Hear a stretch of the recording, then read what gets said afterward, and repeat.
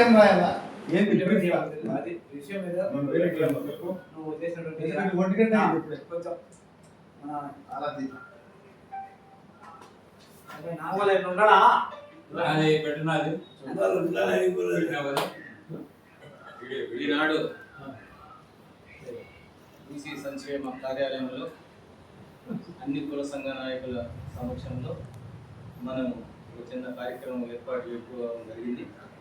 ముఖ్యంగా ఈ బీసీ సంక్షేమ సంఘం రిజిస్టర్ నంబర్ వేరు.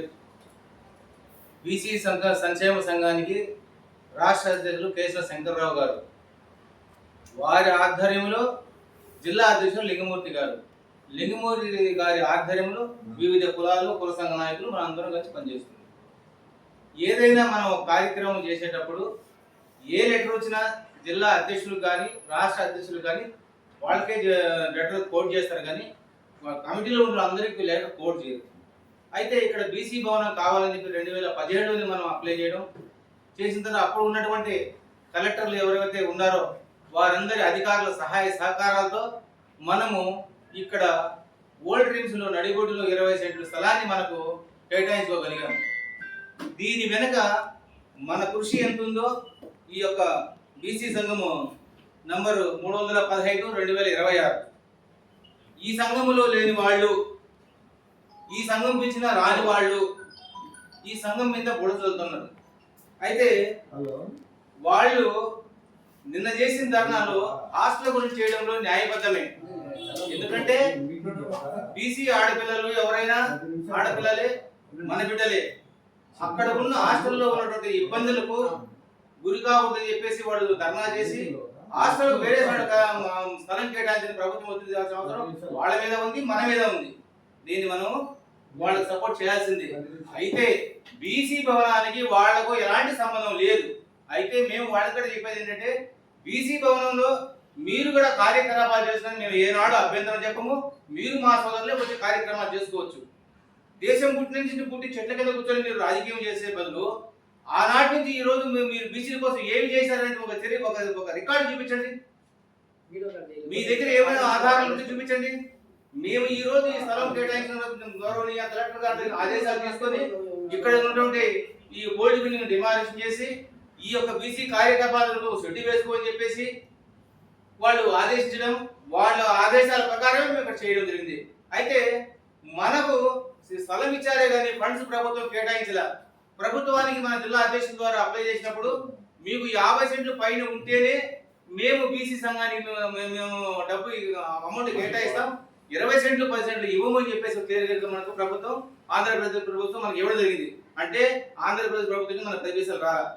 అయితే మన రాజకీయ నాయకులు ఎవరైతే ఉంటారో బీసీల మీద ఏదైతే ప్రేమ ఉందో ఆ ప్రేమను వాళ్ళు మనసులో ఇమిడ్చుకొని గౌరవనీయ ఎంపీ అవినాష్ రెడ్డి గారి సారథ్యంలో, అదేవిధంగా ఆనాడు ఉన్నటువంటి బీసీ నాయకులు ఎవరైతే ఎమ్మెల్యే కానీ ఎంపీ కానీ చైర్మన్ కానీ వీళ్ళందరి సారథ్యంలో అవినాష్ రెడ్డి గారి మేము ఒప్పించి మెప్పించి ఈ యొక్క స్థలాన్ని తెచ్చుకోవడానికి చాలా కష్టపడడం జరిగింది.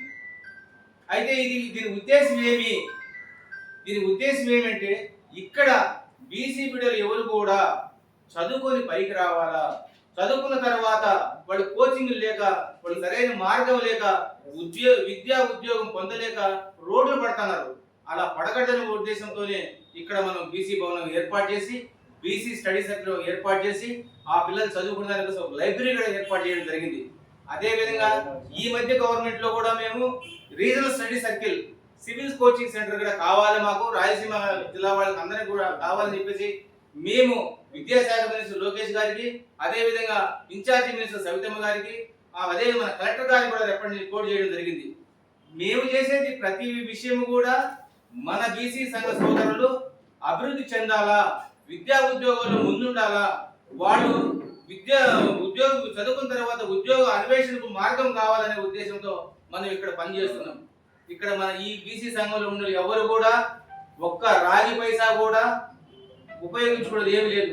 మేము కార్యక్రమం చేస్తున్నా డబ్బు కడుతున్నాం, మీరు కార్యక్రమం చేస్తున్న డబ్బు కట్టాల్సిందే.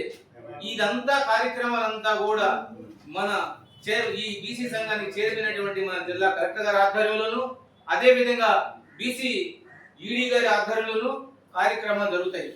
ప్రతి పైసా కూడా గవర్నమెంట్ తోనే ట్రాన్సాక్షన్ జరుగుతుంది. ఈ బీసీ సంఘం వల్ల ఏ ట్రాన్సాక్షన్ జరగదు. కాదంటే ఈ బీసీ సంఘానికి ఒక కోర్ కమిటీ ఉండాలి.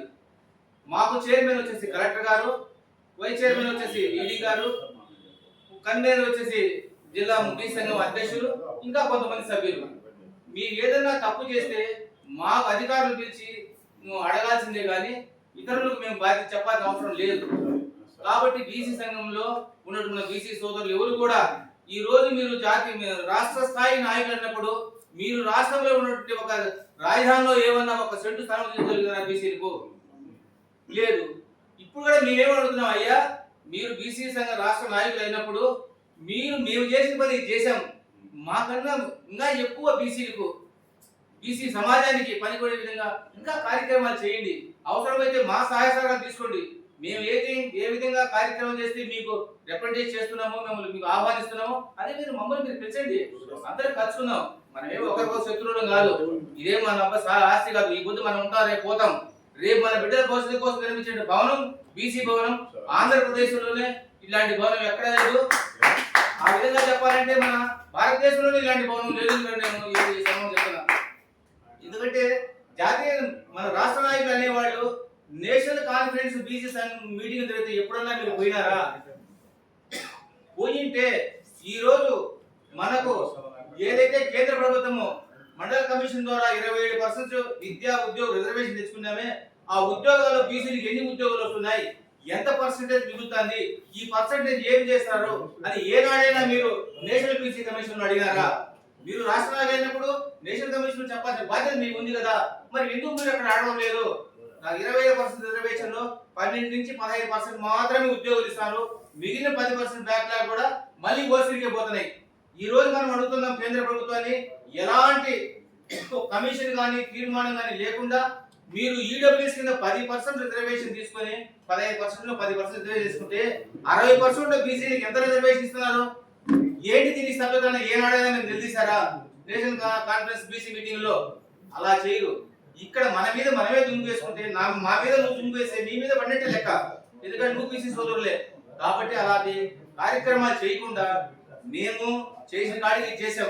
అదే విధంగా ఇంకోటి, మన కేంద్రం ఏదైతే మహిళా రిజర్వేషన్ 33% కల్పించిందో దాంట్లో బీసీ ఓబీసీ మహిళలు ఎంత అని మనం పోరాడుతున్నామా? పోరాడుందా? అదే విధంగా పొలగైన జీవన పోరాడుతున్నామా? అవన్నీ ఏమి లే. చిన్న ఏదో సంఘాలు చేస్తున్నాయి, మంచి చేస్తున్నారా చెడ్డ చేస్తున్నారా వాస్తవాలు తెలుసుకొని మీరు మాట్లాడితే చాలా బాగుంటది. ఎందుకంటే ఇది ఎవరికి ఆదాయమైన పని కాదు. ఈ రోజు అక్కడ రావాలంటే మా ఇంట్లో పెట్రోల్ పోసి రావాలా, మా పనుల నుండి రావాలా, ఇక్కడికి వచ్చిన ప్రతి ఒక్కరికి ఆర్థిక నష్టము, టైం వేస్ట్. కాబట్టి మేము కుల సంఘం కోసం సేవ సంక్షేమం కోసం చేస్తున్నాం. కొంతమంది నాయకులు సంక్షేమం అని మీరు ఏమేమి చేస్తున్నారో ఆ కార్యక్రమాలు మీకు తెలుసు, భగవంతుడు తెలుసు. మేము ఒక విమర్శించం.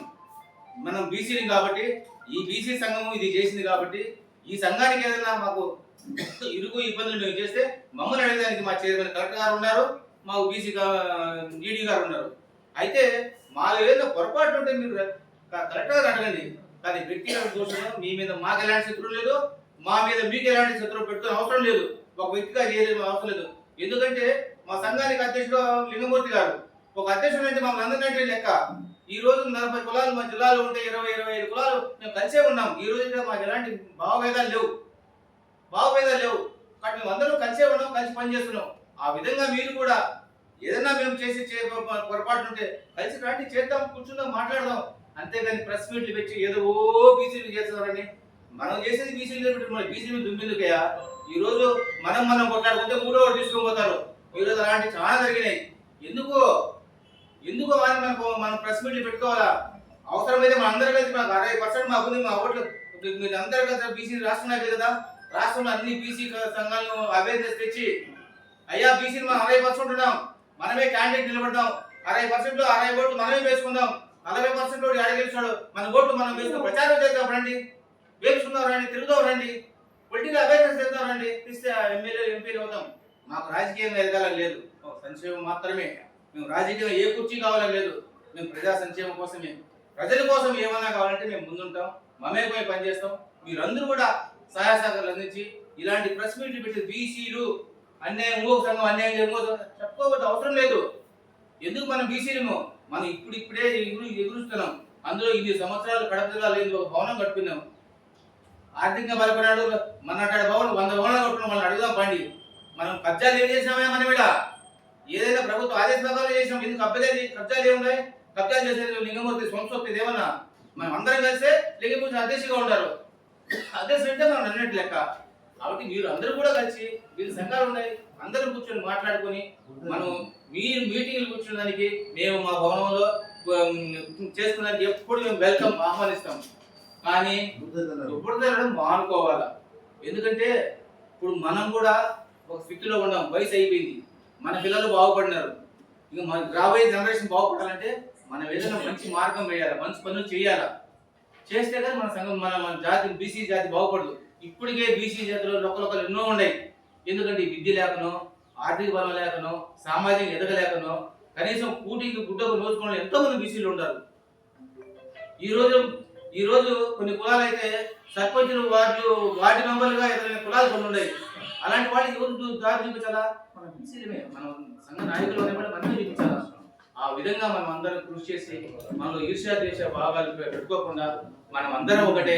బీసీ వాడు ఏం చేసినా మన మంచి కోసం చేస్తారని చెప్పి మనం అందరం కృషి చేస్తే మనము మన బీసీ అందరం కూడా అభివృద్ధి చెందుతాం. ఆ విధంగా మనకు సమస్య వచ్చినప్పుడు మనం ప్రభుత్వం మీద ఒత్తిడి తీసుకోవాలి, కానీ ప్రభుత్వం మీద మనకు ఉద్దాల్సిందే కానీ ఇంత కాదు. ఈరోజు బీసీ భవన్లో హాస్టల్ పెడతానంటే పరిస్థితి మీకు తెలుసు. ఇక్కడ కింద కమ్యూనిటీ హాల్ జరుగుతూ ఉంటుంది, పైన స్టడీ సర్కిల్ ఉంటుంది. ఆడపిల్లలు పైన ఇస్తే భద్రత అసలు పర్పస్ అది కాదు. భవనాన్ని వేరే చోట ఎదుగుదాం.